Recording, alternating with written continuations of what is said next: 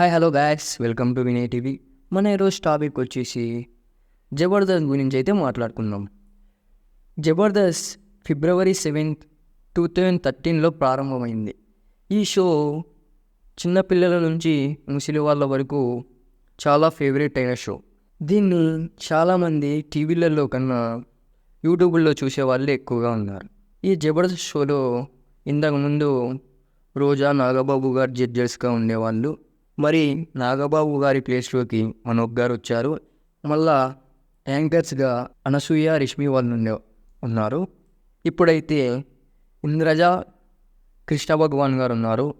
వీళ్ళ రెమ్యూనరేషన్స్ అలాగే జబర్దస్త్లో ముందున్న కంటెస్టెంట్స్ అంటే సుడిగాల్, సుధీర్ వాళ్ళు వీళ్ళంతా ఎంత తీసుకునే వాళ్ళు రెమ్యూనరేషన్, ఇప్పుడున్న వాళ్ళు ఎంత తీసుకుంటున్నారు రెమ్యూనరేషన్, దాని గురించి ఎంత మనం ఈరోజు ఈ వీడియోలో డిస్కస్ చేద్దాం.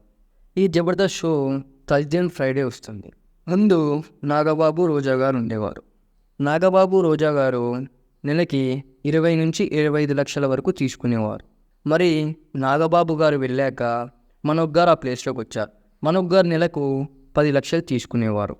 జబర్దస్త్ అండ్ ఎక్స్ట్రా జబర్దస్త్ ఉండే అనసూయ, రష్మి వాళ్ళు 5 నుంచి 6 లక్షల వరకు తీసుకునేవారు. ఇప్పుడైతే ఇంద్రజ గారు అలాగే కృష్ణ భగవాన్ గారు ఉన్నారు. ఇంద్రజ గారు నెలకు 5 లక్షలు తీసుకుంటారు. కృష్ణ భగవాన్ గారు నెలకు 1,60,000 నుంచి 1,75,000 వరకు తీసుకుంటారు.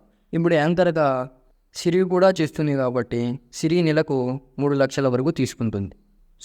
సుధీర్ గారు ఉన్నప్పుడు ఈయన 4 లక్షల వరకు తీసుకునేవారు. అదిరే అభి గారు 3 లక్షల వరకు తీసుకునేవారు. బుల్లెట్ భాస్కర్ 2 లక్షల వరకు తీసుకునేవారు. రాకెట్ రాఘవ 2,50,000 వరకు తీసుకునేవారు. అవినాష్ అండ్ కార్తీక్ వీళ్ళిద్దరూ 2 లక్షల వరకు తీసుకునేవారు. శకలక శంకర్ 3 లక్షల వరకు తీసుకునేవారు అంటే ఉన్నప్పుడు. హైపరాది గారు 3 లక్షల వరకు తీసుకుంటారు. వెంకీ 2 లక్షల వరకు తీసుకుంటారు. చంటి నెలకు 3 లక్షల వరకు తీసుకుంటారు. టీమ్ పార్టిసిపేట్స్ వచ్చి సునామీ సుధాకర్ గారు 1,00,000 రూపాయలు తీసుకుంటారు.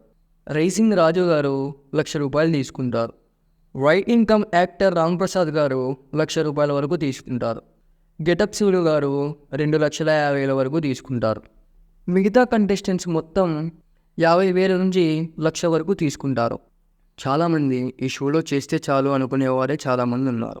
మాకు డబ్బులు ఇవ్వకపోయినా పర్వాలేదు, మేము ఫ్రీగా చేస్తాం అనేవాళ్ళు కూడా చాలామంది ఉన్నారు. ఇంకా మీరే అర్థం చేసుకోండి ఈ షో అనేది ఇంకా ఎంత పెద్ద షోను. ఇంకా కొంతమంది వాళ్ళ స్క్రిప్ట్స్లోనే కాకుండా వేరే వాళ్ళ స్క్రిప్ట్స్లో కూడా యాక్టింగ్ చేసేవారు. దానికి కూడా ఆ టీం వాళ్ళు మనీ ఇచ్చేవారు. అంటే సుడిగాడు, సుధీర్ వాళ్ళది ఒక టీం అయినా వేరే టీంకి వెళ్ళి యాక్టింగ్ చేసేవారు. సుడిగాడు, సుధీర్ గారు ఒకటే కాదు, హైపర్ ఆది గారు కూడా ఆయన టీంలో కాకుండా వేరే టీంలో కూడా యాక్ట్ చేసేవాళ్ళు. ఆ టీం వాళ్ళు కూడా మనీ ఇచ్చేవారు. వీళ్ళు చెప్పేది ఏమంటే జబర్దస్త్లో కన్నా వేరే షోల్లోనే మాకు రెమ్యూనరేషన్ ఎక్కువగా ఇస్తారు అని. కానీ వీళ్ళు పాపులర్ అవ్వడానికి మెయిన్ ప్లాట్ఫామ్ జబర్దస్తే కాబట్టి మేము ఇప్పటికీ జబర్దస్త్ అయితే వదిలిపోము అని అంటూ ఉంటారు. కానీ ఇప్పుడు సుధీర్ గారికి ఎక్కువ ఫేమ్ రావడం వల్ల, ఆయన హీరో అవ్వడం వల్ల జబర్దస్త్ షో నుంచి బయటికి వచ్చారు. ఇప్పుడు సుధీర్ గారి రేంజ్ మీకు తెలిసింది. ఇప్పుడు ఆయన కూడా ఒక ఫేమస్ హీరో అయ్యారు. మంచి ఛాన్సులు వస్తున్నాయి. Okay, thank you for watching guys. Please like, share and subscribe. మీకు ఇలాంటి మరిన్ని అప్డేట్స్ కావాలంటే మా ఛానల్ని సబ్స్క్రైబ్ చేసుకోండి. అలాగే మీ ఫ్రెండ్స్ అండ్ ఫ్యామిలీ మెంబర్స్కు షేర్ చేయండి. ఇలాగే సపోర్ట్ చేస్తూ ఉండండి ఫ్రెండ్స్.